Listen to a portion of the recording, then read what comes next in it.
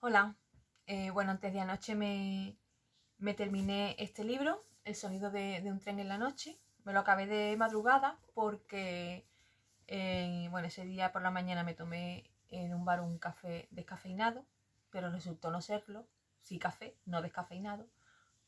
Y entonces pues no pude dormir hasta las 6 y pico de la mañana. Entonces me levanté y me terminé este libro maravilloso, que como su propio título indica, El sonido de un tren en la noche, pues es un viaje maravilloso de una chica que, que bueno, nace ya con la vida prácticamente resuelta, pero una serie de circunstancias pues hace que toda esa comodidad y toda esa eh, bueno, esa vida que se suponía que iba a tener, pues se ve cambiada por las circunstancias y también por esas circunstancias que la llevan a ella a, a modificar toda su vida. Bueno, la escritora es Laura Riñón Sirera, que es también la autora de Amapolas en Octubre y la dueña de la librería con el mismo nombre, Amapolas en Octubre, que está en Madrid, en la calle Pelayo, y una librería maravillosa, igual que ella, es un hogar. Así que os recomiendo también mucho, aparte de leer los libros, pues si podéis, pues pasaros por allí porque tiene una selección de libros brutal y ella es brutal también, maravillosa.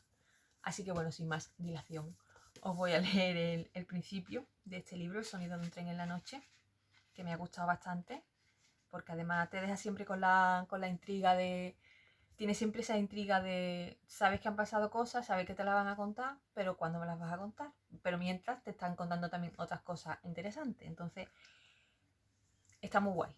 De estos libros que quieres que acabarlo, pero en el fondo no, porque los estás disfrutando. Así que bueno, una muy buena experiencia. Clementina nació el primer día de otoño del año 1958. Se acurrucó en el regazo de su madre y su llanto cesó de inmediato.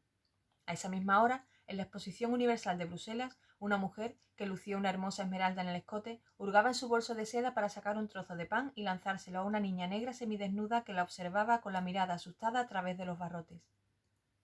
La niña había viajado en una jaula desde África junto a su familia para convertirse en el reclamo de la exposición. Nadie sabía su nombre. Clementina tenía la piel de papel, transparente y delicada, y estaba impregnada con el aroma de la pureza y de la vulnerabilidad. Sus labios eran gruesos y formaban un corazón perfecto en su boca, y un rosa pálido coloreaba sus mejillas. Bajo el gorro de lana asomaba una sedosa pelusa anaranjada, y escondía sus dedos dentro de unos puños que su madre no dejaba de acariciar. La niña negra mordisqueaba el mendrugo y paladeaba su artificial sabor con la sorpresa en su mirada, e ignoraba a la multitud de visitantes que la observaban con distinta sorpresa, desde el otro lado de las rejas, sin dejar de reír a carcajadas. La suerte decide el lugar en el que nos toca nacer, y nuestro destino dependerá de si aceptamos esa suerte o si, por el contrario, nos arriesgamos a tomar nuestras propias decisiones para cambiar el curso natural por el que tenía que transcurrir la vida que nunca elegimos vivir. Una sola aclaración.